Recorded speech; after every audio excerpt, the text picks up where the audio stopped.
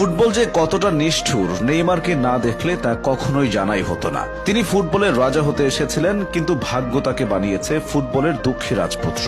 নেইমারকে ছাড়া ব্রাজিল রংহীন, আসলে তাকে ছাড়া ফুটবলটাই রংহীন। নেইমার ইনজুরিতে পড়েন, ফিরে এসে আবার ইনজুরিতে পড়েন, আবার ফেরার চেষ্টা করেন, এভাবেই কেটে গেল 10-10টা বছর। নেইমার ভক্তরাও শিখে গেছেন অপেক্ষা কাকে বলে, আক্ষেপ কাকে বলে।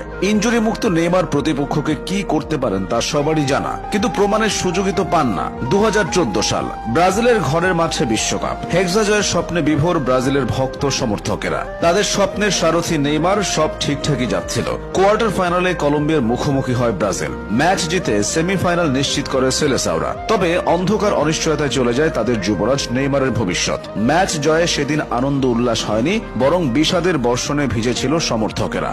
কলম্বিয়ান খেলোয়াড়ের করা এক অপ্রয়োজনীয় ট্যাকেলে শত কোটি সমর্থকদের হৃদয়ে রক্তক্ষরণ ঘটিয়ে স্ট্রেচারে করে মাঠ ছাড়েন নেইমার। মেরুদণ্ডে বড়সড় ক্ষতি হয়। তারপর থেকে বারে বারে ইনজুরিতে পড়েছেন, হারিয়েছেন স্বাভাবিক ছন্দ, জুটেছে অভিনেতা তকমা। রাজপুত্র থেকে রাজা হওয়া হলো না। নেইমার সম্ভবত বিশ্বের একমাত্র ফুটবলার যিনি কিনা টানা 3টা বিশ্বকাপ ইনজুরি নিয়ে খেলেছেন। 2014 বিশ্বকাপের ভয়াবহতা ভুলে 2018 সালের বিশ্বকাপে এসে আবারও দুঃসংবাদ পান নেইমার। এই বিশ্বকাপে তিনি পুরোপুরি ফিট ছিলেন না। তার উপর প্রতিপক্ষ খেলোয়াড়ের ট্যাকেলের পর বারবার মাঠে ড্রাইভ দেওয়া নিয়েও সমালোচনার শিকার হন। এরপর আসে কাতার বিশ্বকাপ, এবারও ইনজুরির হানা। তবুও ক্রোয়েশিয়ার বিপক্ষে নেইমার সেরাটা দিয়েছিলেন। বারবার প্রতিপক্ষের রক্ষণে ত্রাস ছড়িয়েছেন, গোলকিপারকে কাটিয়ে দুর্দান্ত গোলও করেন। তখন কে ভেবেছিল কয়েক মিনিট পরই আরো একটি দুঃখের গল্প রচিত হবে? মেসি রোনালদোর মতো নেইমারও বড় বড় শিরোপা জিতেছেন। ব্রাজিলের জন্য মরীচিকা হয়ে থাকা অলিম্পিক ফুটবলের সোনাও ধরা দিয়েছে নেইমারের সৌজন্যে। তবে সেসব এখন সোনালী অতীত।